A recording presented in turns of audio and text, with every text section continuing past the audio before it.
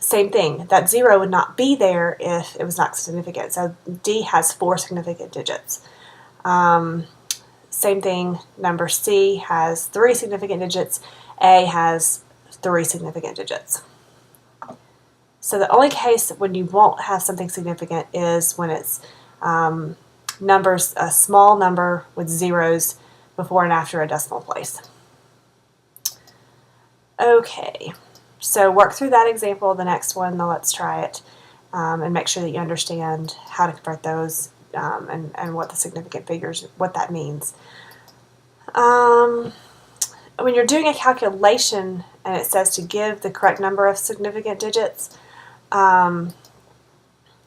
what you want to do is you want to give the correct answer. You count your, so go to slide 62. This is the easiest way to do it.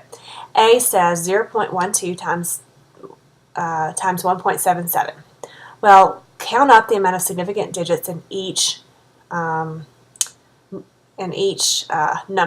So 0.12, there's 2 significant digits because that 0 is not significant. And 1.77, there are 3 significant digits. And so you choose the one that's the smallest number. So 2 is the smallest number. So when you punch that into your calculator, you may get several other digits, but you only want to record 2 significant digits. So the answer would be 0.21. You could leave the 0 off. It's not significant. You still just have 2 significant figures. Okay. Conversion factors and factor label method. Definitely go through in the textbook about factor label method. It's really I remember it being confusing the first time I saw it, but it really does help you get the right units for your problem. And so the example on slide 64, how many eggs are in 2 dozen?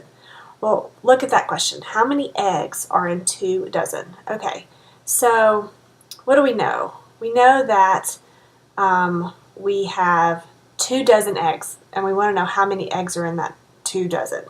So we start out writing what we know, 2 dozen eggs.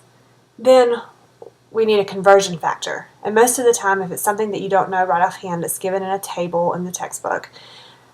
So 1 dozen equals 12 eggs. So by multiplying 2 dozen eggs by 12 eggs over 1 dozen, you get 24 eggs. And everybody knows that 2 dozen eggs is 24 eggs.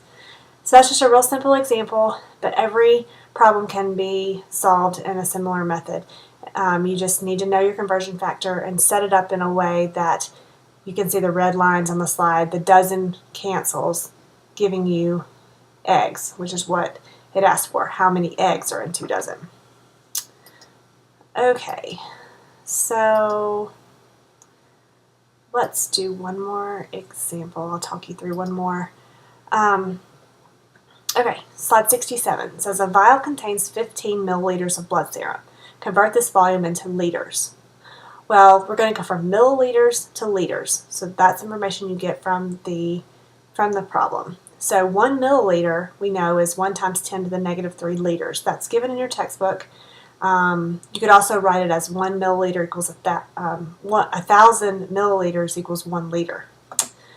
Okay, that can be written as 1 milliliter over 1 times 10 to the negative 3 liters, or 1 times 10 to the negative 3 liters over 1 milliliter. It's kind of like they are equal amounts so they can be interchangeable. So set up the problem, write out what you know, what you're given in the problem, 15 milliliters of blood serum times the conversion factor. And you want the milliliters, since you're starting out with it on the top of the equation, you want milliliters on the bottom. So we're going to choose the conversion factor with milliliters on the bottom. So we'll multiply 15 milliliters times 1 times 10 to the negative 3 liters divided by 1 milliliter equals 1.5 times 10 to the negative 2 liters. If you're having trouble with your calculator, most calculators, if you try to type in 1 and then times 10 to the negative 3, it won't work correctly. You need to type in 1, there should be an E button for an exponent, and then put in your negative 3. So play around with that with your calculator. See if you can get it to come out as 1.5 times 10 to the negative 2. If you can't, please let me know, and I can get it back on video, back on either chat with you or Skype with you about how to get that to come out correctly in your calculator, because that's one of the main problems people have, is not being able to get it in their calculator correctly. Okay, the last section is on temperature conversion. Those are just simple equations. You plug in the numbers and then crank out an answer. You don't have to memorize these formulas because you'll have them with you in your textbook as you're taking your quiz. So if you have trouble with those, let me know too. All right, I think that is it. There's questions at the end that you can work through that are great for preparing for the quiz. I think that's it, and I'm probably going to have to do this video in 2 chunks because it went over the 10-minute limit. But hopefully that helps, and if you need further help, please let me know. Thanks a lot.